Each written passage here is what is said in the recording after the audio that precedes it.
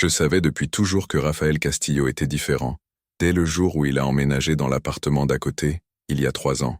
C'était un mardi de septembre, quand le soleil couchant baignait les façades de pierre du barrio gotico de tons orangés, qui semblait embraser les ruelles étroites. J'étais sur mon balcon, taché de peinture acrylique bleu cobalt, après avoir terminé une fresque, expérimentale dans mon atelier improvisé, quand je le vis porter des cartons de livres avec une expression de fatigue qui me brisa le cœur, sans que je sache pourquoi.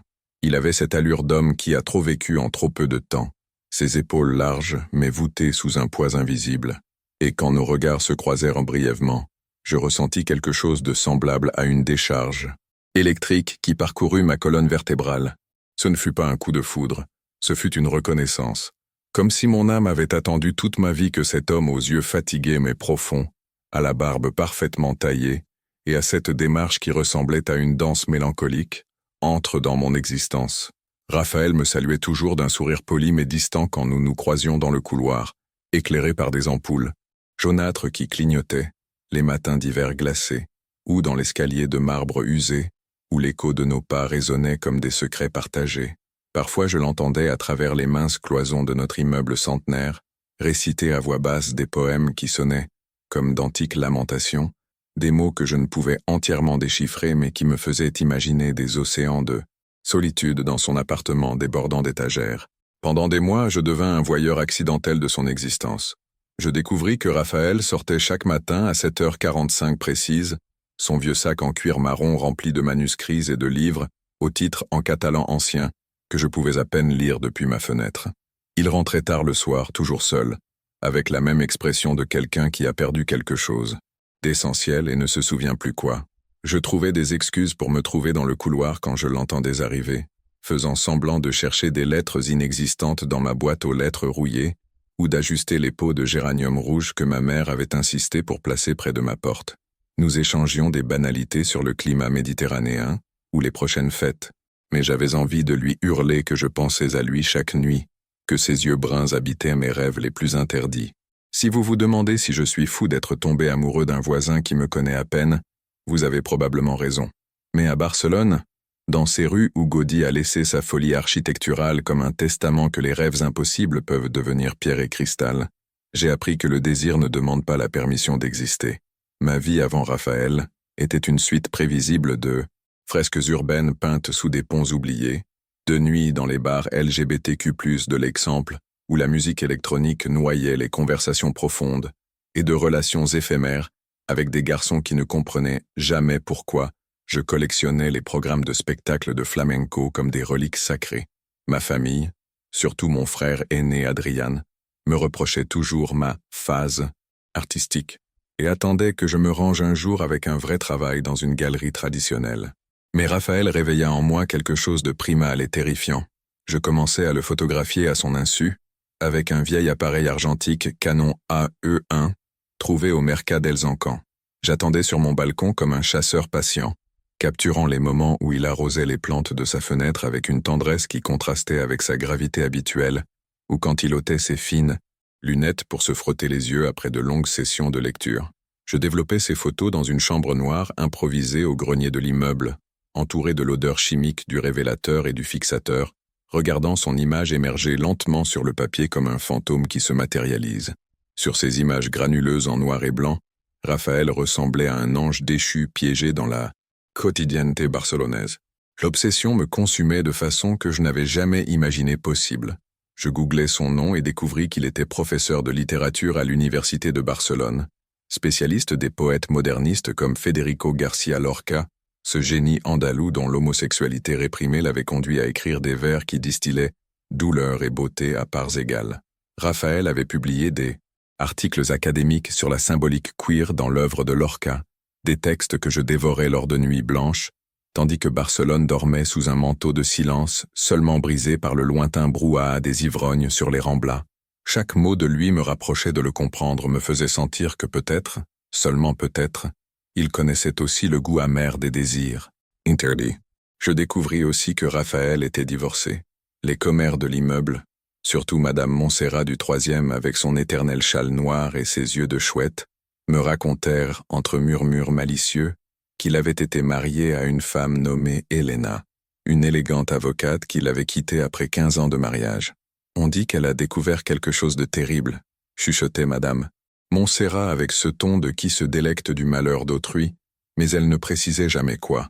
J'imaginais 1000 scénarios, Raphaël avouant sa véritable orientation sexuelle, lors d'un dîner glacé, Helena trouvant des lettres d'amour adressées à un autre homme, ou simplement l'usure de vivre un mensonge orné d'alliances en or et de promesses vides. Avant de continuer à vous raconter comment cette obsession silencieuse se transforma en quelque chose de réel, permettez-moi de vous demander une faveur. Si cette histoire vous captive autant qu'elle m'a captivé de la vivre, abonnez-vous à la chaîne, s'il vous plaît. C'est incroyablement important pour moi de savoir que je ne suis pas seul, qu'il y a d'autres personnes là dehors qui comprennent ce que signifie désirer quelqu'un de chaque fibre de son être. Laissez-moi aussi dans les commentaires depuis quelle ville vous regardez cela. J'ai envie de savoir où sont ces cœurs courageux qui n'ont pas peur des histoires d'amour compliquées. Et quand vous aurez fini d'écouter tout ce que j'ai à raconter, donnez une note de 0 à 10 à cette histoire et dites-moi ce qui vous a le plus plu. Vos mots représentent le monde pour moi.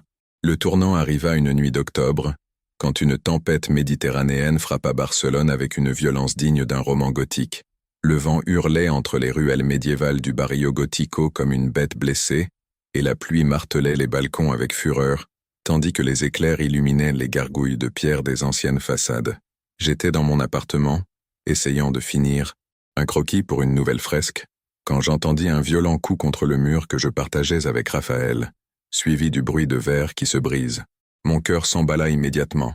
Sans réfléchir, je sortis dans le couloir et frappai à sa porte avec urgence, me mouillant sous l'eau qui filtrait par une fuite au plafond. Pas de réponse. Je frappais encore, plus fort, et enfin, j'entendis des pas lents qui s'approchaient.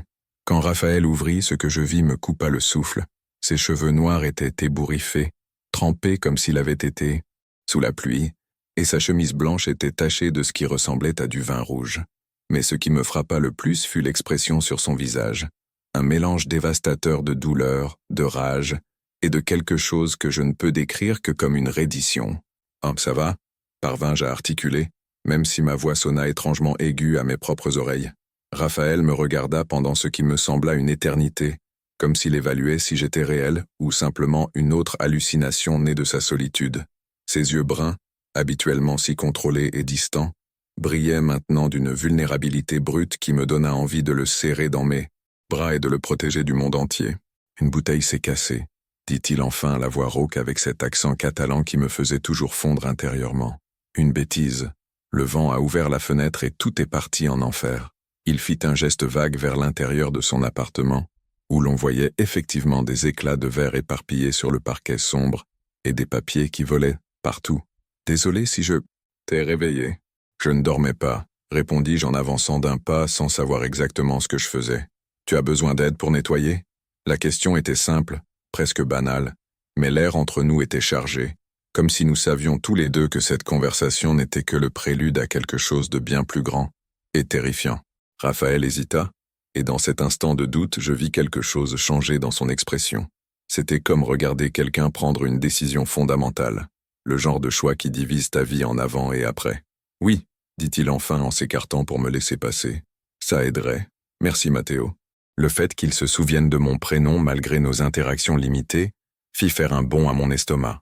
J'entrai pour la première fois dans son appartement, et ce fut comme pénétrer dans un autre univers. Les murs étaient de couverts d'étagères jusqu'au plafond, bourrés de livres en catalan, castillan, anglais, et même certains en ce qui semblait être de l'arabe ancien. Il y avait des piles de manuscrits partout, des post-it jaunes avec une écriture élégante collée en motifs chaotiques, et l'odeur enivrante du vieux papier mêlé à du café fort et à quelque chose de vaguement floral que j'identifiai plus tard comme de l'encens de lavande. Nous travaillâmes en silence les premières minutes, ramassant les fragments de verre vert foncé de ce qui avait été une bouteille de Priorat. Chaque fois que nos mains se frôlaient par accident, je sentais un courant électrique me parcourir la peau. Raphaël se déplaçait avec une grâce mélancolique, comme si même les tâches prosaïques étaient pour lui une sorte de danse triste. À un moment, nos doigts se touchèrent en attrapant le même éclat de verre, et nous restâmes tous les deux figés. « Mathéo » commença Raphaël, la voix à peine un murmure au-dessus du rugissement de la tempête dehors. « Pourquoi es-tu vraiment là ?» La question me frappa comme un coup de poing dans l'estomac, car nous savions tous les deux qu'il ne parlait pas seulement de ma présence dans son appartement cette nuit-là. Mon cœur battait si fort que j'étais sûr qu'il pouvait l'entendre. C'était le moment. Je pouvais mentir, inventer une excuse de bon voisinage, et retourner dans mon appartement continuer à rêver l'impossible, où je pouvais être honnête, risquer le rejet, l'humiliation, devenir la commère de l'immeuble.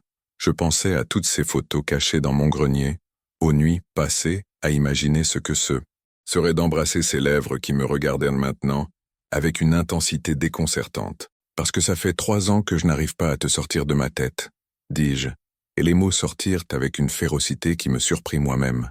Parce que chaque fois que je te vois, j'ai l'impression de me noyer et de respirer en même temps. Parce que tu es la première chose à laquelle je pense en me réveillant et la dernière avant de m'endormir, et je ne sais pas si ça fait de moi un harceleur ou simplement quelqu'un qui reconnaît son âme sœur quand elle est à 1 mètre de lui. Le silence qui suivit fut assourdissant.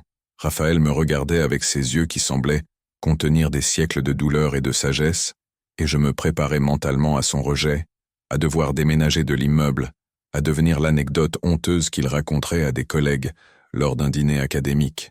Mais alors il fit quelque chose de totalement inattendu. Il ôta ses lunettes d'une main tremblante, les posa sur une pile de livres de Lorca, et combla la distance entre nous en 2 pas. Ses grandes mains chaudes encadrèrent mon visage, avec une tendresse qui contrastait brutalement avec l'intensité de son regard. « Matteo » murmura-t-il, et mon prénom sur ses lèvres sonna comme une prière, comme un secret partagé dans des cathédrales vides. Tu n'as pas idée du nombre de fois où j'ai voulu te toucher, te connaître, mais je pensais que tu étais trop jeune, trop libre, trop... Je ne le laissais pas finir. Je me mis sur la pointe des pieds, éliminant les centimètres qui nous séparaient, et je l'embrassai. Ce fut d'abord un baiser maladroit, nez qui se cogne et angle à ajuster, mais quand nos lèvres trouvèrent enfin le bon rythme, ce fut comme si l'univers entier se réalignait. Raphaël avait le goût du vin rouge et du désespoir, d'années de solitude auto-imposée et de désir réprimé.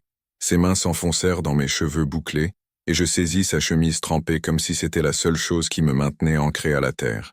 Le baiser s'approfondit, devint plus urgent, plus nécessaire. Nos langues se rencontrèrent dans une danse ancienne et neuve à la fois, explorant, réclamant, promettant des choses que nous n'avions même pas encore dites. Je sentais les battements de son cœur contre ma poitrine, rapides et forts, se synchronisant avec les miens dans un rythme qui semblait composé spécialement pour nous. Ses mains descendirent le long de mon dos, caressant la courbe de ma colonne vertébrale par-dessus mon vieux t-shirt, et je gémis contre sa bouche, un son qui me surprit par son intensité. Quand enfin nous nous séparâmes, haletant et étourdi, Raphaël posa son front contre le mien.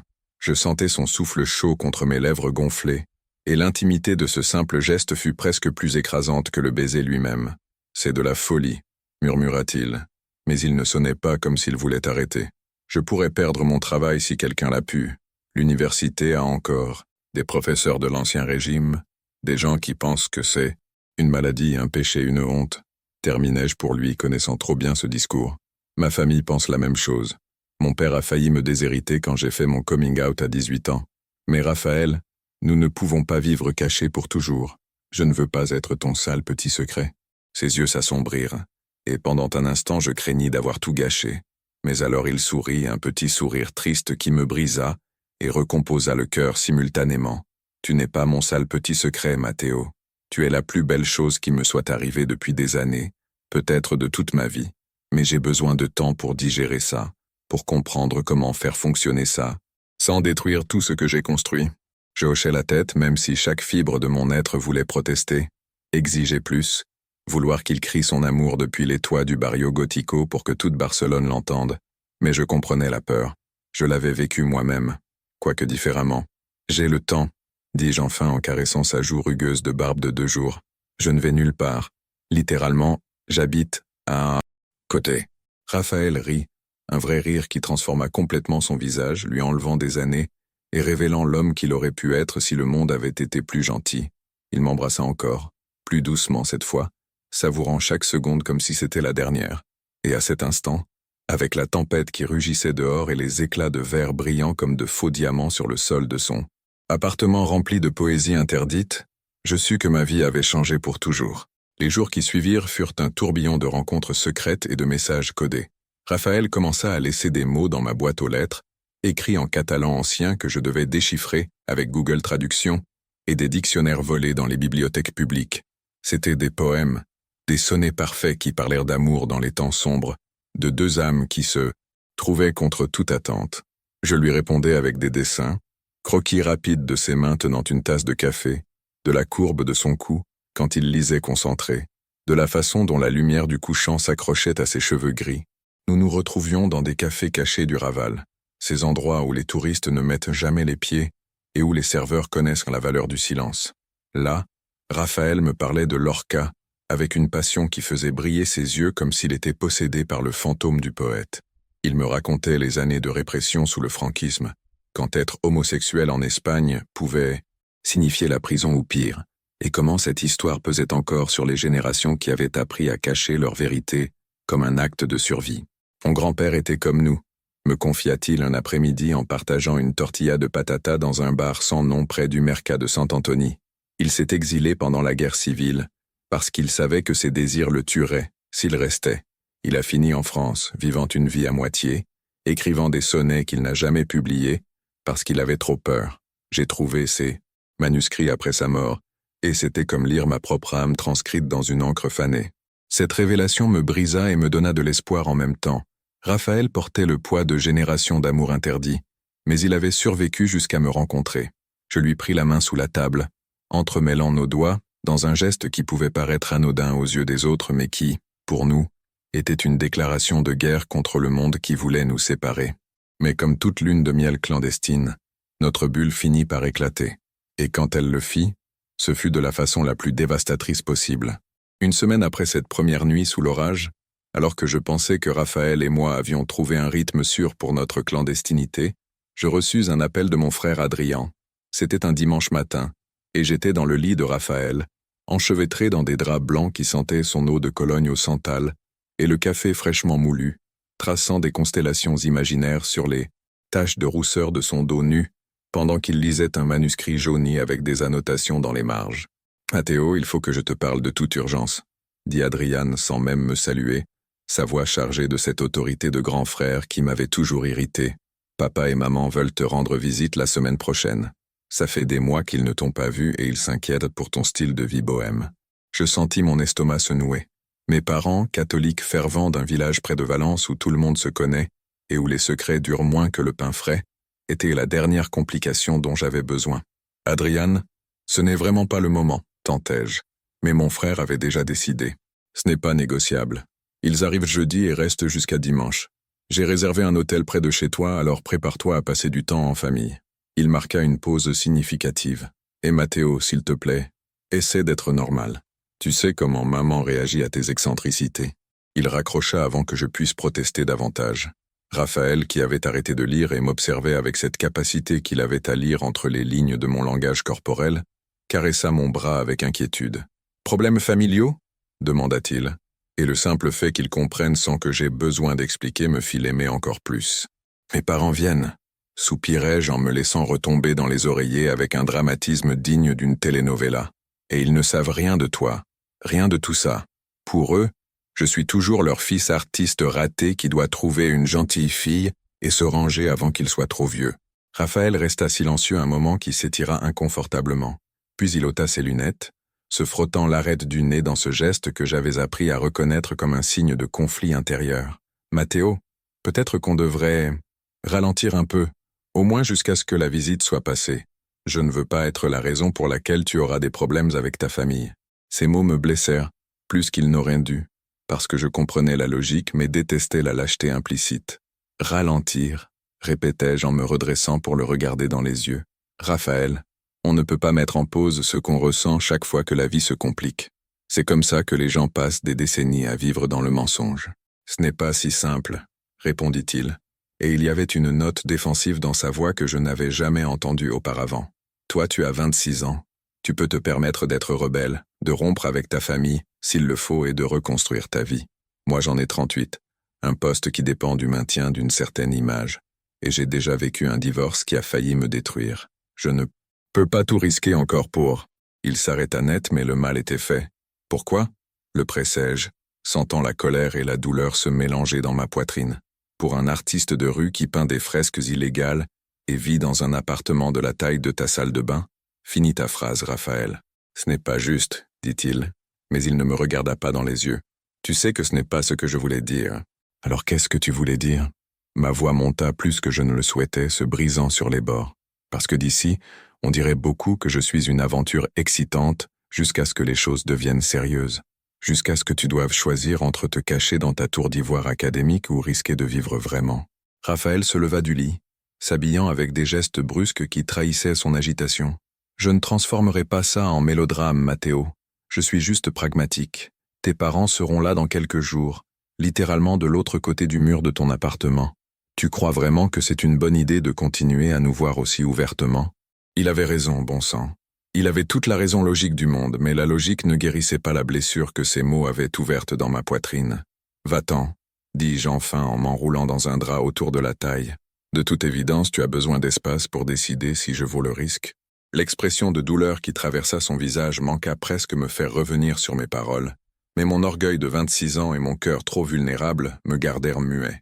Raphaël ramassa ses affaires, et quand il arriva à la porte de sa propre chambre, il se retourna une dernière fois. « Mathéo, ce n'est pas une question de savoir si tu vaux le risque. Tu es la personne la plus précieuse que j'ai rencontrée depuis des années. C'est une question de survie dans un monde qui nous déteste encore. » Après qu'il fut parti de sa propre chambre en me laissant seul parmi ses draps, je fixai le plafond fissuré avec des larmes silencieuses qui coulaient sur mes joues. Comment quelque chose d'aussi beau pouvait-il devenir aussi compliqué aussi vite?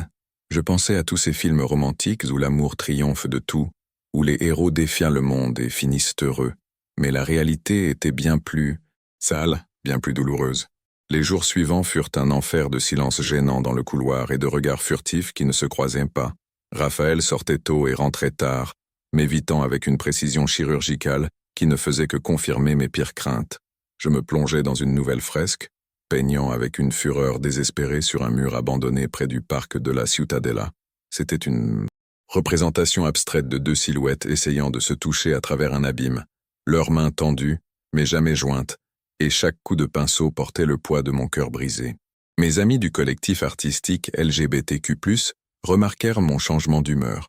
Marc, un performeur de drague qui se faisait appeler la Divina Catalina sur les scènes du quartier gay, me prit à part pendant une session de peinture communautaire. « Chérie, on dirait un fantôme avec des problèmes de garde-robe », dit-il en ajustant sa perruque platine tout en me tendant une cigarette que je refusais. « Quel homme stupide t'a brisé le cœur cette fois ?» Je lui racontai tout, les mots jaillissant dans un torrent incohérent d'espagnol mêlé de catalan et d'insultes occasionnelles en anglais, apprises de touristes ivres. Marc écouta avec la patience d'une thérapeute à 500 € de l'heure, hochant la tête au bon moment et émettant des sons compréhensifs quand ma voix se brisait. « Écoute, Trésor, » dit-il enfin en allumant sa propre cigarette avec un briquet doré en forme de pénis que lui seul pouvait porter sans ironie. Les hommes plus âgés sont compliqués. Ils ont vécu trop de peur, trop de répression. Ton professeur a besoin de temps pour comprendre que l'amour n'est pas un piège. C'est une libération. Mais si tu l'aimes vraiment, tu vas devoir te battre pour lui, pas contre lui. Il avait raison, comme toujours. Marc avait survécu à l'ère du sida, avait perdu la moitié de ses amis avant que les traitements existent, et avait appris des leçons sur l'amour et la perte que je commençais tout juste à comprendre. Et si je ne suis pas assez? Demandai-je, l'insécurité brutalement exposée. Et s'il choisit sa carrière, sa réputation, sa vie bien rangée plutôt que moi? Alors ce n'était pas le bon, répondit Marc avec une sagesse brutale mais nécessaire. Mais ne décide pas ça à sa place. Donne-lui la chance de te surprendre. Le jeudi arriva trop vite, amenant avec lui mes parents et Adriane dans une invasion familiale qui me fit souhaiter pouvoir disparaître dans l'une de mes propres fresques. Ma mère, Carmen, était une petite femme mais féroce avec des cheveux teints à cajou, et une foi inébranlable en la Vierge Marie qu'elle avait essayé de me transmettre sans succès pendant toute mon enfance. Mon père, José, était plus taciturne, un homme aux mains calleuses qui avait passé 40 ans dans une usine de carrelage et dont les silences en disaient plus que ses mots. Adriane, mon frère aîné de 5 ans, était tout ce que je n'étais pas, avocat d'affaires prospère, marié à une femme nommée Laura, qui faisait des paellas parfaites et voulait 3 enfants. Il avait toujours été le fils préféré, celui qui remplissait les attentes tandis que je collectionnais les déceptions, comme d'autres collectionnent les timbres. Le dîner du premier jour fut dans un restaurant catalan traditionnel du Born, un de ces endroits avec des nappes à carreaux rouges et des serveurs qui ne parlent qu'en catalan jusqu'à ce que tu capitules et commandes en castillan. Ma mère ne cessait de poser des questions intrusives sur ma vie amoureuse, lançant des hameçons pas très subtils sur une gentille fille, qui pourrait enfin me remettre dans le droit chemin. « Maman, on en a déjà parlé », dis-je en essayant de garder une voix calme tout en poignardant mon poulpe à la galicienne avec plus de force que nécessaire. « Je suis gay. Il n'y aura pas de fille, gentille ou pas. » Carmen fit ce bruit de désapprobation qu'elle avait perfectionné pendant des décennies. Quelque chose entre un soupir et une prière silencieuse. « Matteo, n'utilise pas ce mot si ouvertement. Les gens écoutent. »« Qu'ils écoutent, » répondis-je, et je sentis le regard d'avertissement d'Adriane se planter dans mon profil. « Je ne vais pas me cacher pour rendre ton expérience au restaurant plus confortable. »« Ça suffit, » intervint mon père de sa voix grave qu'il utilisait rarement mais qui commandait toujours l'attention immédiate. « On ne va pas discuter de ça ici. Nous sommes venus passer du temps avec toi, Matteo, pas nous disputer. » Le reste du dîner se déroula dans un silence tendu seulement brisé par des commentaires superficiels sur le climat méditerranéen et les prix exorbitants du tourisme à Barcelone. Quand enfin nous nous dîmes au revoir devant mon immeuble, avec des promesses de nous revoir le lendemain pour visiter la Sagrada Familia comme de vrais touristes, je sentis le poids de la déception familiale écraser mes épaules. Je montais les escaliers lentement, chaque marche une montagne, et quand j'arrivais à mon étage, je trouvais quelque chose qui me fit m'arrêter net.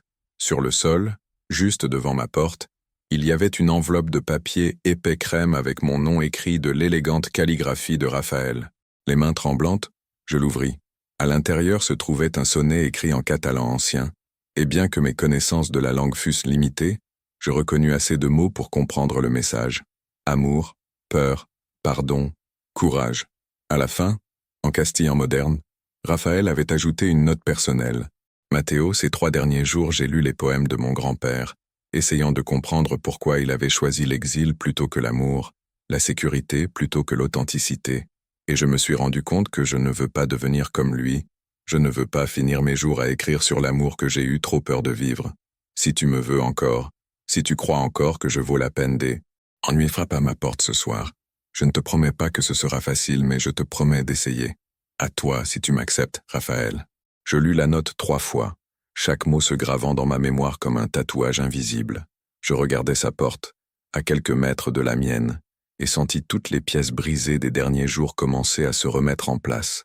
Marc avait raison. Raphaël avait besoin de temps, pas d'abandon. Il avait besoin que je lui montre que l'amour pouvait être plus fort que la peur. Sans réfléchir davantage, je traversai le couloir et frappai à sa porte. Les secondes avant qu'il n'ouvre furent les plus longues de ma vie, chaque battement de mon cœur un tambour de guerre contre mes côtes. Quand enfin la porte s'ouvrit, Raphaël était là, en pantalon de pyjama et t-shirt blanc froissé, les cheveux en bataille, et ses yeux fatigués qui brillaient maintenant de quelque chose que je reconnus comme de l'espoir mêlé de terreur. « J'ai lu ta note, dis-je, et ma voix sortit plus ferme que je ne me sentais. Et tu dois savoir une chose, je ne vais pas te demander de choisir entre ta carrière et moi, parce que ça ne devrait pas être un choix, mais j'ai aussi besoin que tu comprennes que je ne peux pas être ton secret pour toujours. Si on va faire ça, si on va vraiment essayer, j'ai besoin de savoir qu'un jour, on pourra marcher sur les rangs la main dans la main sans que tu aies l'impression que le monde va s'écrouler. Yom te mala. Raphaël ne dit rien pendant un moment qui s'étira comme du miel épais. Puis il avança d'un pas, combla la distance entre nous, et m'embrassa avec une intensité qui me fit oublier mon propre nom. C'était un baiser de promesses et d'excuses, de peurs affrontées et d'avenirs incertains. Mais il était honnête d'une manière que notre premier baiser n'avait pas été. Quand nous nous séparâmes, haletant, Raphaël posa son front contre le mien. « Je ne peux pas te promettre que ce sera rapide, » murmura-t-il. « Mais je peux te promettre que chaque jour j'essaierai d'être un peu plus courageux. Pour toi, pour nous, pour l'homme que je veux être quand je te regarde. » Ces mots suffirent. Pour l'instant, ils suffirent. Je lui pris la main et le ramenai dans son appartement, fermant la porte derrière nous et laissant le monde extérieur dans le couloir où était sa place. Cette nuit-là, nous fîmes l'amour avec une tendresse désespérée, explorant chaque centimètre de peau comme un territoire sacré, murmurant des promesses entre des baisers qui avaient le goût du sel et de l'espoir. Mais comme le destin a un sens de l'humour cruel, notre réconciliation ne passa pas inaperçue. Madame Montserrat, dans l'une de ces rondes nocturnes de commérage déguisées en insomnie, nous avait vus entrer ensemble dans l'appartement de Raphaël. Et là où Madame Montserrat posait les yeux, les ragots de l'immeuble suivaient comme une peste médiévale. Le lendemain, quand je descendis acheter du pain pour le petit déjeuner avec mes parents, je trouvai plusieurs voisins qui me regardaient avec un mélange de curiosité et de désapprobation à peine dissimulée. Le boulanger, qui d'habitude me saluait d'un joyeux « bon dia », fut sec et froid. Même la dame du kiosque à journaux, qui me gardait toujours les magazines d'art, me regarda comme si j'avais commis un crime atroce. La rumeur s'était répandue à la vitesse d'un incendie d'été. Le jeune artiste du 4e étage avait une liaison avec le professeur divorcé. Barcelone pouvait être une ville progressiste, mais les vieux immeubles du barrio Gótico conservaient des traditions de commérage qui dataient de siècles. Quand je remontais à mon appartement, je trouvais ma mère qui m'attendait dans le couloir avec cette expression que je connaissais trop bien, déception mêlée à la détermination de réparer la situation. « Matteo, il faut qu'on parle », dit-elle, et le ton ne laissait place à aucune négociation. Dans mon appartement, avec mon père et Adriane formant un tribunal familial improvisé, ma mère lâcha la bombe. La dame du premier nous a raconté une histoire très intéressante ce matin. Elle dit que tu passes tes nuits avec l'homme de l'appartement d'à côté, un professeur plus âgé que toi, récemment divorcé. Le silence qui suivit fut si dense qu'on aurait pu le couper au couteau. Mon père me regardait avec cette expression indéchiffrable qu'il utilisait toujours quand il ne savait pas comment me décoder. Adriane semblait mal à l'aise, ajustant le col de sa chemise comme si soudain elle l'étranglait. « Et alors ?» dis-je enfin, décidant que l'honnêteté brutale était ma seule option. « Oui, je sors avec Raphaël. C'est mon voisin, c'est professeur de littérature, et oui, il est plus âgé que moi. Un autre détail de ma vie privée que tu veux que je confirme ? » « Matteo, ne prends pas ce ton, » me reprit ma mère. Mais il y avait des larmes dans ses yeux qui me brisèrent le cœur malgré ma colère. Ce n'est pas seulement que c'est un homme, même si ça déjà c'est assez difficile pour nous. C'est que c'est ton voisin, quelqu'un que tout le monde verra, commentera. Comment crois-tu qu'on se sent en sachant que tu seras la commère de l'immeuble ? Et moi, comment je me sens en sachant que ma propre mère se préoccupe plus de ce que pensent les voisins que de mon bonheur ? Rétorquai-je, et je vis mes mots la frapper comme des gifles physiques. Adriane intervint de sa voix d'avocat calme et mesurée. « Matteo, personne ne dit que tu ne peux pas être heureux. Mais maman a un point. Vivre aussi ouvertement une relation clairement controversée va t'attirer des ennuis. Au professeur aussi. As-tu pensé à ce que ça pourrait signifier pour sa carrière ? Bien sûr que j'y avais pensé. Je n'avais pensé à rien d'autre pendant des jours. Raphaël est un adulte qui peut prendre ses propres décisions, dis-je. Mais même à mes oreilles, ça sonnait défensif. Mon père parla pour la première fois, sa voix grave coupant la tension comme une scie. « Fils, je ne vais pas prétendre que je comprends, je ne vais pas prétendre que ça me plaît, mais tu es mon fils, et si cet homme te rend heureux ?» Il s'arrêta, et je vis la lutte dans ses yeux fatigués. « Promets-moi seulement que tu sais ce que tu fais, que ce n'est pas juste de la rébellion ou de la solitude ?» Ces mots, venant de l'homme qui était resté silencieux pendant des années sur ma sexualité, balayèrent toute ma colère d'un coup. « Je l'aime, papa, » dis-je. Et c'était la première fois que je l'admettais à voix haute, même pour moi-même. Je ne sais pas si ça marchera, je ne sais pas si le monde nous le permettra, mais je l'aime d'une manière que je ne savais pas possible. La conversation se termina sans vraie résolution, comme toutes les conversations difficiles dans ma famille, avec des promesses vagues de reparler plus tard et des embrassades gênées qui semblaient plus suivre un protocole qu'exprimer de l'affection sincère. Mais quelque chose avait changé. Mon père, au moins, avait essayé de construire un pont, même s'il était branlant. Cette nuit-là, après que mes parents furent rentrés à leur hôtel, je frappai à la porte de Raphaël. J'avais besoin de lui raconter ce qui s'était passé, besoin de le prévenir que notre secret n'était plus si secret. Quand il m'ouvrit, une tasse de thé fumante dans une main et un livre de Lorca ouvert dans l'autre, je lui racontai tout. Raphaël écouta en silence, son expression passant par un kaléidoscope d'émotions. Inquiétude, peur, mais aussi quelque chose qui ressemblait dangereusement à de la détermination. « Alors ils savent, » dit-il enfin, plus pour lui-même que pour moi. « L'immeuble, ta famille, probablement bientôt toute Barcelone. Je suis désolé, » dis-je, même si je n'étais pas sûr de pourquoi je m'excusais. J'ai essayé d'être discret, mais... « Non, » m'interrompit-il en posant la tasse et le livre sur une table encombrée de manuscrits. « Ne t'excuse pas d'exister, Matteo. Ne t'excuse pas d'aimer. Il y a déjà trop de gens dans le monde qui s'excusent de respirer. » Il me prit les deux mains, et dans ce simple geste il y avait un poids de décision qui me fit retenir mon souffle. « J'ai réfléchi à ce que tu as dit, surmarché main dans la main sur les remblats. Et tu as raison, je ne peux pas te promettre que demain je serai prêt. mais je peux te promettre que je vais essayer, étape par étape. Qu'est-ce que tu es en train de dire? Demandai-je, osant à peine espérer. Je dis que ce week-end il y a une lecture de poésie LGBTQ+, dans une librairie du Raval. Une collègue m'avait invité il y a des semaines, mais je n'avais jamais eu le courage d'y aller. Allons-y ensemble, publiquement, en couple. C'était un petit pas dans le grand schéma des choses, mais pour Raphaël, c'était comme escalader l'Everest sans oxygène. Je l'embrassais avec gratitude, amour et admiration pour son courage, sachant que chaque pas qu'il faisait contre des années de conditionnement était une victoire. Mais comme toujours, l'univers avait d'autres plans, car ce que aucun de nous ne savait, c'est que cette lecture de poésie allait être le catalyseur d'une révélation qui allait tout changer. Le samedi soir arriva enveloppé dans une brise méditerranéenne, qui charriait l'odeur salée de la mer mêlée au jasmin des balcons du Raval. Raphaël et moi marchions côte à côte dans les ruelles étroites, pas exactement main dans la main, mais assez près pour que nos bras se frôlent à chaque pas. Il portait une chemise bleu foncé aux manches retroussées, qui révélait des avant-bras bronzés et forts, et, moi mon meilleur essai pour avoir l'air présentable, un t-shirt noir sans tache de peinture et un jean sans trou stratégique. La librairie s'appelait Palabra Rebelde, un petit espace bondé d'étagères jusqu'au plafond, avec des posters d'auteurs LGBTQ+ historiques qui couvraient les murs. Oscar Wilde, nous toisant avec dédain depuis son portrait, Audre Lorde, avec son expression de défi, Pedro Lemebel brandissant sa plume comme un drapeau de combat. L'air sentait le vieux papier, le café fraîchement moulu et cette énergie particulière qui n'existe que quand un groupe de personnes marginalisées se réunit pour célébrer son existence à travers l'art.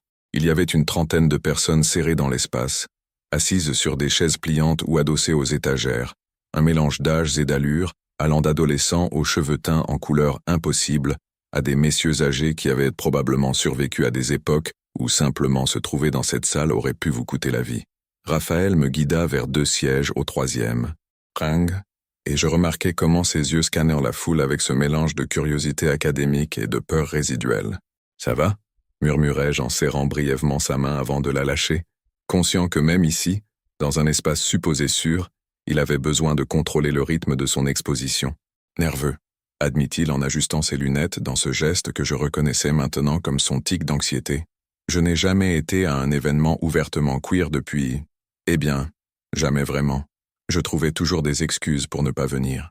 Avant que je puisse répondre, une femme d'une 50aine d'années aux cheveux courts argentés et multiples piercings aux oreilles monta sur la petite estrade improvisée. « Bonsoir, rebelles et révolutionnaires », dit-elle d'une voix éraillée par des années de manifestations et de cris contre l'injustice. « Je suis Mons, et ce soir nous avons une sélection spéciale de poètes qui vont nous arracher le cœur et nous rappeler pourquoi nous continuons à nous battre. » Les premiers poètes furent une révélation de douleur et de beauté brute. Un garçon transgenre d'à peine 20 ans lut des vers sur la transformation et la renaissance qui me firent pleurer. Une femme lesbienne plus âgée partagea un poème sur sa première petite amie dans les années 70, quand Franco salissait encore l'Espagne de son ombre, et comment elles avaient dû s'aimer dans la clandestinité jusqu'à ce que la mort les sépare. Chaque mot était une pierre lancée contre l'oubli, chaque vers une déclaration de guerre contre l'invisibilité. Et puis Mons annonça le poète suivant, et mon monde s'arrêta. Notre prochain lecteur est quelqu'un de très spécial pour moi. Adrián López, avocat en droits humains et militant, va partager quelque chose qu'il a écrit sur l'acceptation familiale. Mon frère Adrián montait sur cette estrade avec une feuille qui tremblait dans ses mains et une expression de terreur absolue sur le visage. Pendant une seconde délirante, je crus halluciner que la tension des derniers jours avait brisé ma perception de la réalité. Mais c'était bien lui, reconnaissable entre tous, avec sa chemise impeccablement repassée et ses cheveux gominés, complètement hors de place dans cette salle de révolutionnaires ébouriffés. Raphaël dut sentir mon choc car il me prit la main sous le siège, la serrant fort. « Tu le connais ?» murmura-t-il. Mais je pouvais à peine traiter la question parce qu'Adrián avait commencé à lire. Ce poème s'intitule « Le frère que je n'ai pas été », commença-t-il, sa voix d'avocat essayant de rester ferme mais se brisant sur les bords. C'est sur le fait de grandir avec un petit frère qui était plus courageux que moi, à 18 ans, que je ne l'ai été de toute ma vie. C'est sur toutes les fois où je l'ai laissé affronter seul nos parents, parce que c'était plus facile d'être le fils, parfait que d'être honnête. Les mots qui suivirent furent un coup de poing direct dans mon estomac. Adrián parlait de m'avoir vu faire mon coming out et d'avoir ressenti un mélange d'admiration et de jalousie, de son propre mariage avec Laura qu'il décrivait comme une pièce de théâtre où j'avais oublié que je jouais jusqu'à ne plus me souvenir de qui j'étais sans le costume. Il parlait des nuits où il restait éveillé à se demander ce que ça ferait de vivre avec mon authenticité, ma liberté, même si cela venait avec le prix du rejet familial. Et maintenant mon frère est amoureux, continua Adrian, et ses yeux finira par me trouver dans le public, brillant de larmes contenues. Il est amoureux d'une façon que je n'ai fait que prétendre, avec un homme qui le regarde comme s'il était le centre de l'univers, et au lieu de le célébrer, notre famille le juge. Au lieu de le soutenir, je me cache derrière ma vie parfaite et fausse. Le poème se terminait par une excuse directe envers moi, des mots que je n'aurais jamais cru entendre de mon frère aîné. Pardonne-moi, Matteo, pour toutes les fois où j'ai choisi le confort, plutôt que la vérité. Pardonne-moi de n'avoir pas été le frère que tu méritais. Et s'il te plaît, apprends-moi comment faire ça. Cette chose courageuse de vivre sans masque. Le silence qui suivit sa lecture fut assourdissant. Puis, lentement, les applaudissements commencèrent, d'abord timides, puis grandissant jusqu'à devenir une ovation qui fit trembler les étagères. Adrien descendit de l'estrade les joues tachées de larmes, et sans réfléchir, je me levai et le rejoignis à mi-chemin. Nous nous étreignîmes au milieu de cette librairie pleine d'inconnus qui soudain ressemblait à une famille, et ce fut l'étreinte la plus honnête que nous ayons partagée depuis notre âge adulte. « Je suis désolé », murmura-t-il contre mon épaule. « Je suis tellement désolé de t'avoir laissé seul tout ce temps. »« Tu es là maintenant », répondis-je, ma propre voix se brisant. « C'est ce qui compte. » Quand enfin nous nous séparâmes, je vis que Raphaël s'était approché, debout à une distance respectueuse mais avec une expression d'émotion brute sur le visage. Adrian le regarda, et quelque chose passa entre eux, une reconnaissance silencieuse de deux hommes, qui s'étaient cachés différemment pendant des années. « Tu dois être Raphaël », dit Adrian en lui tendant la main, « le professeur de littérature. Matteo ne parle que de toi. Et toi, le frère parfait », répondit Raphaël avec un demi-sourire, en acceptant la poignée de main. Bien que ce poème suggère que parfait est un terme très relatif, Adrian rit, un vrai rire que je lui avais rarement entendu. « Je suis marié », dit-il, et pendant un moment je ne compris pas de quoi il parlait.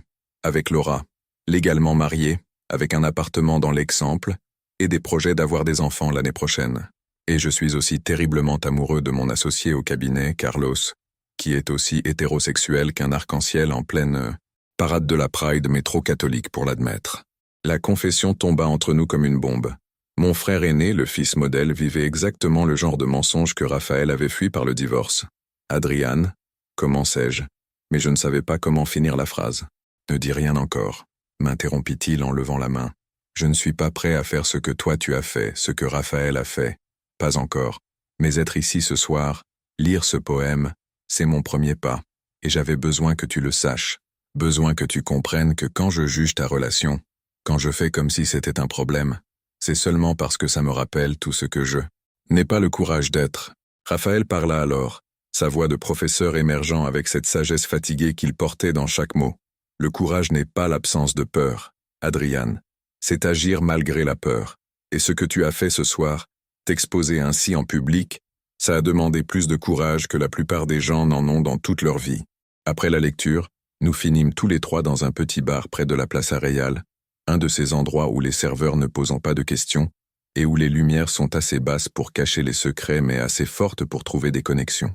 Adrian nous parla de Carlos, de comment il s'était connu à la fac de droit 10 ans plus tôt et avait construit une amitié qui, lentement, douloureusement, s'était transformée en quelque chose de plus profond et impossible. « Il est catholique pratiquant », expliqua Adrian en faisant tourner son verre de whisky sans le boire. « Il va à la messe tous les dimanches. Il a une petite amie que ses parents adorent, et il se hait chaque fois qu'il me regarde trop longtemps. Et moi je suis lâche parce que je reste marié à Laura.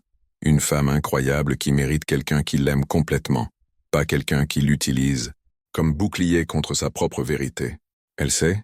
demandai-je, même si je redoutais la réponse. Adrian secoua la tête. « Elle soupçonne, je crois. Parfois elle me regarde avec cette expression de tristesse résignée, comme si elle savait qu'il y a une partie de moi qu'elle ne pourra jamais atteindre. Mais on n'en parle jamais. C'est plus facile de faire comme si tout allait bien. » Raphaël et moi échangeâmes un regard, et je sus qu'il pensait la même chose que moi. Combien d'Adrian il y avait dans le monde? Combien de Laura piégée dans des mariages bâtis sur des mensonges charitables? Combien de Carlos se torturant dans les confessionnaux pour des désirs qu'il n'avait pas demandé à ressentir? « Tu peux changer ça », dit enfin Raphaël. « Ça ne sera pas facile et ça fera un mal de tous les diables. Mais tu peux choisir la vérité. Je l'ai fait. Ça m'a coûté mon mariage. Ça a presque coûté mon travail. Et il y a des jours où le poids du jugement des autres est presque insupportable. Mais quand je regarde Matteo, quand je ressens ce que je ressens pour lui, sans avoir à le cacher derrière des couches de déni, je sais que ça valait la peine. Ces mots restèrent suspendus dans l'air comme une promesse et un avertissement. Adrian nous regarda tous les deux avec une expression mêlant espoir et terreur, et finit par hocher la tête. « J'ai besoin de temps, » dit-il. « Mais merci de me montrer que c'est possible, même si je ne sais pas encore comment le faire moi-même. » Les jours qui suivirent furent une révélation de couche familiale que je n'avais jamais soupçonnée. Adrian commença à me rendre visite plus souvent, parfois juste pour discuter, parfois amenant Carlos sous des prétextes transparents de consultations juridiques dont il n'avait clairement pas besoin. Carlos était exactement comme Adrian l'avait décrit, beau à la manière espagnole classique, avec des yeux sombres tourmentés et une façon de regarder mon frère qui me faisait mal au cœur pour eux deux. Mes parents, contre toute attente, ne reparlèrent plus jamais de Raphaël après cette première confrontation. Mais je remarquais des changements subtils.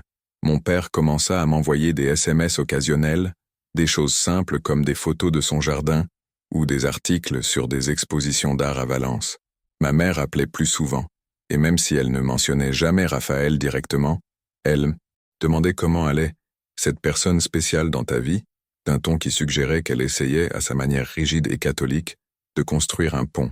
Raphaël et moi établîmes une routine qui équilibrait mon besoin d'authenticité avec son processus graduel de sortie de l'ombre. Nous commençâmes à prendre le café ensemble sur la terrasse de l'immeuble le dimanche matin, où les voisins pouvaient nous voir clairement. Au début, Raphaël se crispait chaque fois que quelqu'un passait, sa main se retirant automatiquement de la mienne, comme s'il s'était brûlé. Mais chaque dimanche qui passait rendait les choses un peu plus faciles, un peu plus naturelles. Madame Montserrat, à ma grande surprise, se révéla moins problématique que prévu. Un après-midi, elle m'arrêta dans l'escalier avec son expression de rapace, et je me préparais mentalement à un sermon sur la moralité et la décence. Au lieu de ça, elle me dit « Mon fils était comme toi, tu sais, gay, même si à mon époque on n'utilisait pas ce mot aussi librement. Il est mort dans les années 80, du sida, seul dans un hôpital où on ne m'a même pas laissé le voir parce que je n'étais pas la famille légale de son compagnon. Ses yeux s'embuèrent de larmes qu'elle ne versa pas. Vis ton amour au grand jour, petit. La vie est trop courte pour la gaspiller à cacher ce qui te rend humain. » Cette conversation me brisa et me recomposa en même temps. Barcelone était pleine de ces histoires cachées, de générations qui avaient souffert pour que ma génération puisse avoir la liberté d'aimer publiquement. C'était un héritage de douleur et de résistance qui pesait sur mes épaules, comme une responsabilité sacrée. Mais tout n'était pas progrès fluide ni acceptation croissante. L'université où enseignait Raphaël commença à montrer des fissures dans sa façade progressiste. L'un de ses collègues, un professeur âgé de la vieille garde académique qui avait probablement enseigné sous le franquisme, se mit à faire des commentaires subtilement homophobes lors des réunions de département. Rien d'ouvertement attaquable, juste des allusions sur le fait de maintenir des standards professionnels et de séparer la vie personnelle de l'image institutionnelle. Raphaël rentrait de ces réunions avec une tension visible sur les épaules, les muscles de sa mâchoire noués par le stress. J'essayais de masser cette tension, physique et émotionnelle, en lui rappelant qu'il n'était pas seul, que nous pouvions affronter ensemble tout ce qui viendrait. Mais je voyais comment la peur rongeait les bords de son courage, tout juste découvert, comment chaque remarque malveillante était une blessure dans son armure. La situation atteignit son paroxysme lorsque Raphaël reçut une lettre officielle du doyen de sa faculté, lui demandant un entretien pour discuter de préoccupations concernant un comportement approprié. La lettre ne précisait pas lesquelles, mais nous savions tous les deux parfaitement de quoi il s'agissait. Quelqu'un, probablement ce professeur de la vieille garde, avait porté plainte, formellement. « Il pourrait me renvoyer », dit Raphaël ce soir-là, la lettre froissée dans son poing tandis qu'il arpentait son appartement comme un animal en cage. « Légalement, ils ne peuvent pas le faire parce que je suis gay, mais ils trouveront une autre raison.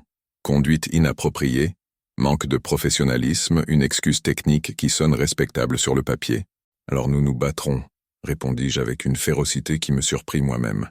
Il existe des associations de défense des droits LGBTQ+, des avocats spécialisés dans la discrimination au travail. Mon frère est avocat, bon sang, et même s'il est encore dans le placard, je sais qu'il nous aiderait. Raphaël me regarda avec un mélange de gratitude et de désespoir.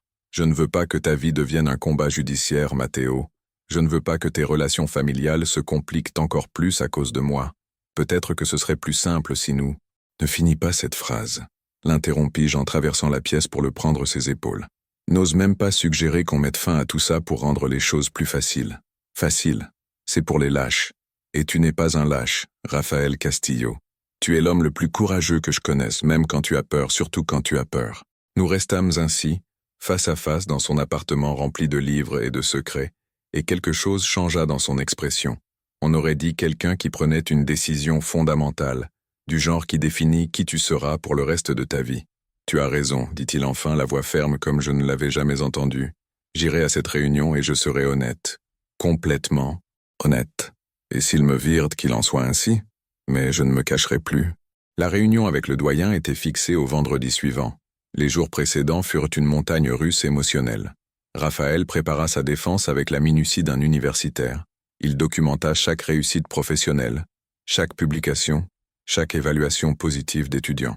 Adrien, fidèle à sa parole, offrit une consultation juridique gratuite, et ensemble, ils construisirent un dossier pratiquement inattaquable. Mais au-delà de la préparation juridique, Raphaël fit quelque chose que je n'aurais jamais imaginé. Il me demanda de l'accompagner à la réunion. Pas dans le bureau du doyen, bien sûr, mais à proximité, attendant sur le campus comme un rappel physique de la raison pour laquelle il se battait. Le vendredi arriva sous un ciel gris qui menaçait de pluie sans jamais tenir sa promesse. Nous marchâmes ensemble à travers le campus de l'Université de Barcelone, passant devant des étudiants qui n'avaient probablement aucune idée du drame qui se jouait dans leurs bâtiments administratifs. Raphaël portait un costume gris foncé qui le faisait paraître plus âgé et plus distant, mais sa main trouva la mienne alors que nous traversions une cour vide, un geste de courage silencieux qui valait plus que 1000 mots. « Quoi qu'il arrive là-dedans, dit-il avant d'entrer dans le bâtiment administratif, je veux que tu saches que cela a déjà changé ma vie. Te rencontrer, t'aimer, apprendre à vivre sans peur, c'est déjà une victoire, peu importe ce que dira le doyen. » Je l'embrassai alors, en plein milieu du campus avec des étudiants qui passaient, et le monde entier comme témoin. Ce fut un baiser bref mais chargé de sens, une déclaration de guerre contre l'invisibilité et la peur. Quand nous nous séparâmes, Raphaël souriait de ce sourire triste et magnifique dont j'étais tombé amoureux dès le début. « Vas-y, » lui dis-je en le poussant doucement vers la porte. « Va leur rappeler qui tu es. » Je le regardais disparaître à l'intérieur du bâtiment et m'assis sur un banc sous un oranger pour attendre. Les minutes s'étiraient comme des heures, chaque seconde une éternité de spéculation et de crainte. Et s'il le renvoyait vraiment? Et si son courage avait un prix trop élevé?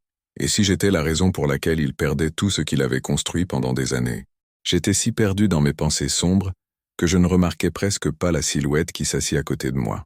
Je levai les yeux et découvris une femme d'environ 60 ans, aux cheveux gris élégamment relevés en chignon et aux yeux qui semblaient avoir trop vu de la vie. « Tu dois être le garçon dont tout le monde parle », dit-elle sans préambule, la voix teintée d'un vieil accent catalan. « L'artiste qui a fait tomber notre cher professeur Castillo amoureux. » Mon estomac se noua. « Qui êtes-vous » parvins-je à demander. « Doctoresse Elisenda Villar » répondit-elle en me tendant la main. « Professeur émérite d'histoire queer dans cette université. Et avant que tu paniques, sache que je suis de votre côté, du côté de Raphaël. » Elle me raconta alors une histoire dont j'ignorais avoir besoin. Comment elle avait été professeure à la fin du franquisme, quand être ouvertement lesbienne pouvait signifier perdre non seulement son emploi, mais sa liberté.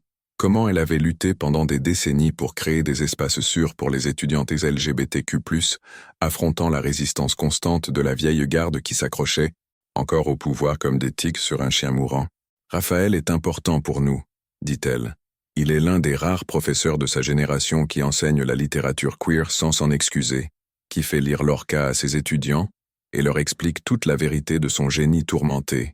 Le perdre serait perdre une voix dont cette institution a désespérément besoin. » Ces paroles me donnèrent de l'espoir, mais mirent aussi en lumière la fragilité de la position de Raphaël. Il se battait là-dedans non seulement pour son poste, mais pour le droit de toute une communauté entière à être vue et entendue dans des espaces académiques qu'il avait historiquement effacés. Quand Raphaël sortit enfin du bâtiment, presque 1 heure plus tard, son expression était indéchiffrable. Je me levai, le cœur battant si fort que j'étais sûr que tout le campus l'entendait. Nous nous regardâmes à travers la cour, puis, lentement, un sourire se forma sur son visage. « Ils ne m'ont pas renvoyé, dit-il en arrivant jusqu'à moi.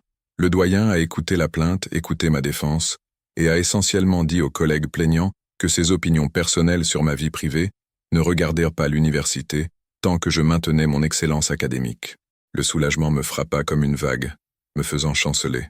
Je l'enlaçai là sans me soucier de qui nous voyait, sentant la tension de jours entiers fondre de son corps contre le mien. Je savais que tu y arriverais, murmurai-je contre son cou, respirant l'odeur familière de son eau de Cologne mêlée à la sueur nerveuse de la réunion. Mais quand nous nous séparâmes, je vis que la victoire sur son visage était nuancée d'autre chose de plus complexe. « Il y a une condition, » dit-il, et mon estomac se contracta. Le doyen a suggéré, très diplomatiquement, qu'il serait bénéfique pour ma carrière de canaliser mon expérience personnelle dans quelque chose d'académiquement productif. En gros, il m'offre un financement pour publier un livre sur la littérature queer espagnole, avec un accent sur les auteurs ayant vécu pendant et après le franquisme. Il me fallut un moment pour assimiler. C'est incroyable, non? C'est exactement le projet dont tu as toujours rêvé. Ça l'est, admit Raphaël, mais il y avait de l'hésitation dans sa voix. Cependant, il veut que j'inclue des témoignages contemporains, des histoires de vraies personnes vivant dans l'Espagne actuelle, naviguant entre l'acceptation légale et le préjugé social persistant. Et il a pensé que tu serais le co-auteur parfait, apportant la perspective artistique et générationnelle. La proposition me coupa le souffle. Moi, artiste de rue sans formation au-delà d'ateliers communautaires, co-auteur d'un livre universitaire avec un professeur reconnu. C'était absurde, terrifiant et excitant à parts égales. Raphaël, je ne sais rien écrire académiquement.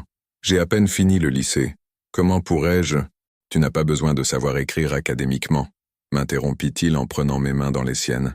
Tu sais vivre authentiquement, transformer la douleur en art, trouver la beauté dans les espaces que la société déclare laids ou inappropriés. C'est toi qui apporterais les récits visuels et personnels qui complètent mon analyse littéraire.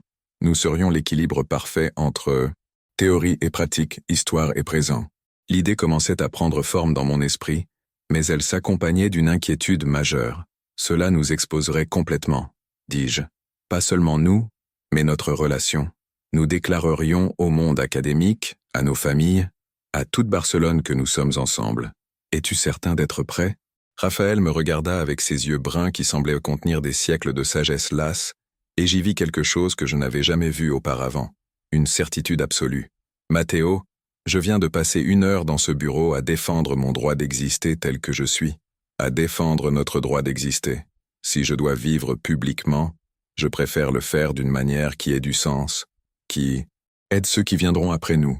Ce livre pourrait être cet héritage. Nous nous embrassâmes alors, scellant un pacte plus grand que nous.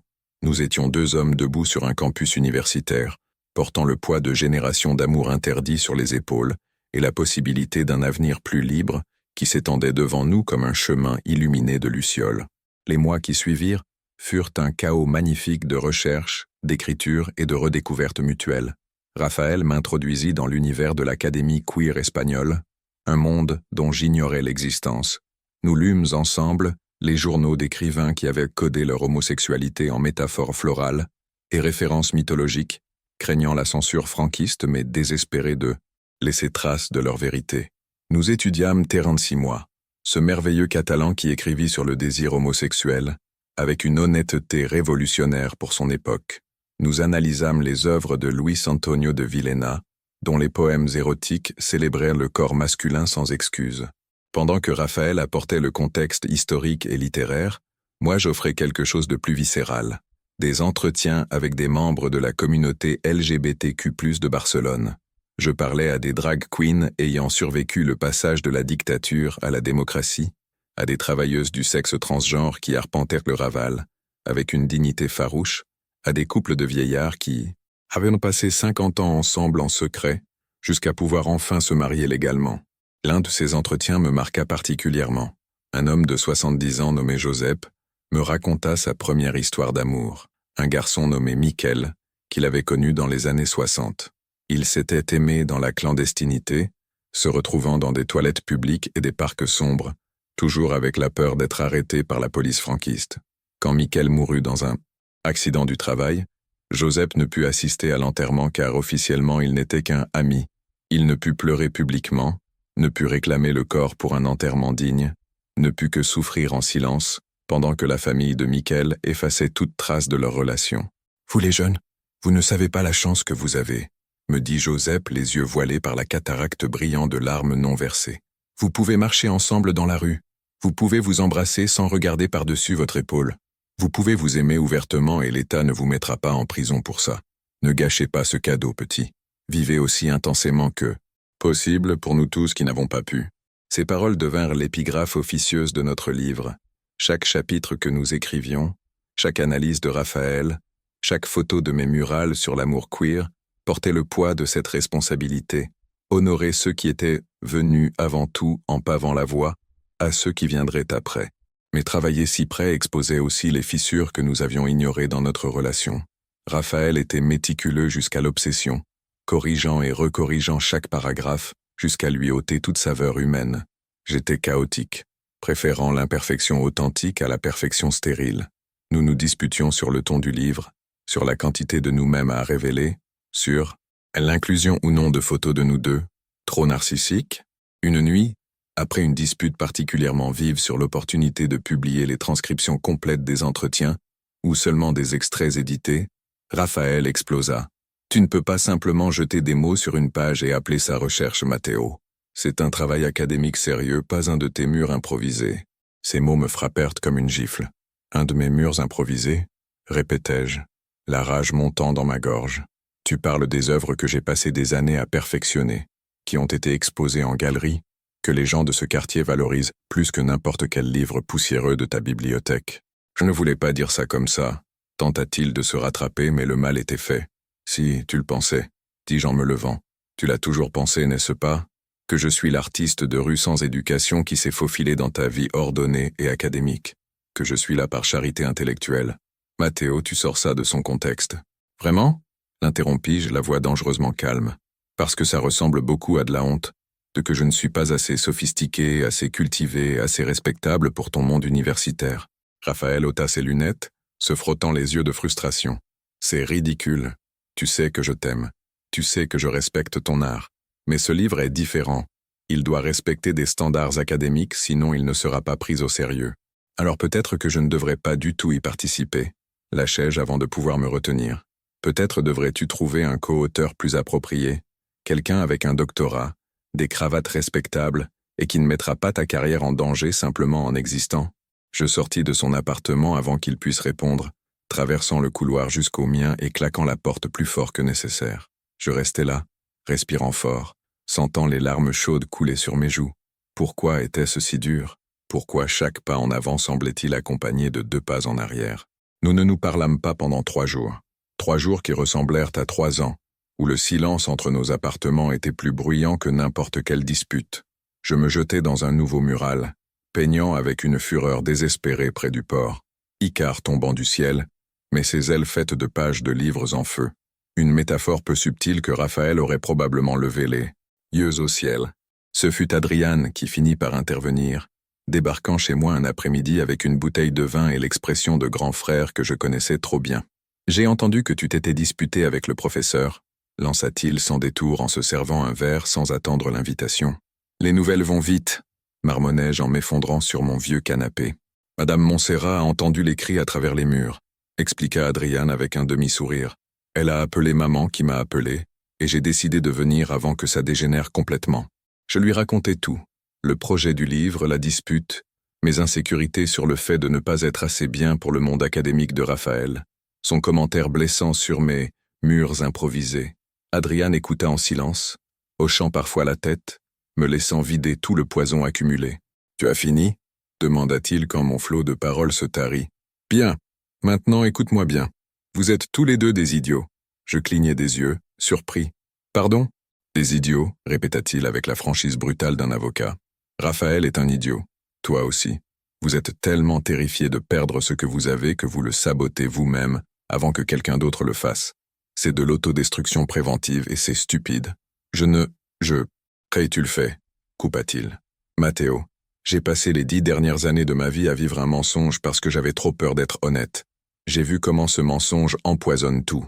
Et maintenant je vois mon petit frère, qui a eu le courage que je n'ai jamais eu, jeter quelque chose de beau parce que quelqu'un a dit une méchanceté dans le feu de l'action. Ces mots me frappèrent parce qu'il avait raison. Il a dit que mes murs étaient improvisés, protestai-je faiblement. Et toi, tu as sûrement dit quelque chose d'aussi blessant sur ces livres poussiéreux, rétorqua Adrian. Les gens disent des conneries quand ils sont stressés, Matteo. Ce qui compte, c'est s'ils savent s'excuser après et apprendre. Il avait raison, bordel. Mon frère, qui avait passé des années caché derrière des mensonges soigneusement construits, avait plus de sagesse sur les relations honnêtes que moi. Quand es-tu devenu si sage? Demandai-je pour alléger l'atmosphère. Depuis que je fais une thérapie avec un psy queer qui ne me juge pas d'être marié tout en amoureux d'un autre homme, répondit Adrian, une vulnérabilité crue dans la voix. J'essaie de réparer le désastre de ma vie, Matteo. Ne laisse pas la tienne en devenir injuste parce que tu as peur. Cette nuit-là, après le départ d'Adrian, je fixais le plafond pendant des heures. Je pensais à Raphaël, à la façon dont son visage s'illuminait quand il parlait de Lorca, à la révérence avec laquelle ses mains caressaient les pages de livres anciens, à la manière dont il me regardait quand il croyait que je ne le voyais pas, un mélange d'adoration et d'émerveillement qui me faisait sentir précieux. Je pensais à Joseph et son Michael, à 50 ans d'amour vécu dans l'ombre, à des enterrements où il ne pouvait pas aller, à une douleur qu'il ne pouvait exprimer publiquement. Et je compris que je gaspillais le cadeau qu'il n'avait jamais eu, la liberté d'aimer ouvertement, de faire des erreurs et de les réparer, de construire quelque chose de vrai plutôt que parfait. À 2 heures du matin, je frappai à la porte de Raphaël. Il ne répondit pas tout de suite. Pendant un instant terrible, je crus avoir tout ruiné de façon irréparable. Puis j'entendis des pas, et la porte s'ouvrit sur Raphaël en pyjama, cheveux en bataille et yeux rouges qui trahissaient qu'il n'avait pas dormi non plus. « Je suis désolé », dîmes-nous en même temps, et malgré tout cela nous fit rire. Un rire petit et brisé mais sincère. « Toi d'abord », dit Raphaël en s'écartant pour me laisser entrer. J'entrai dans cet appartement familier, rempli de livres et d'odeurs de café froid, et trouvai les mots que j'avais répétés mentalement pendant des heures. Je n'aurais pas dû partir comme ça. Je n'aurais pas dû t'accuser d'avoir honte de moi alors que je sais que ce n'est pas vrai. Je projetais mes propres insécurités sur toi. Ce n'était pas juste.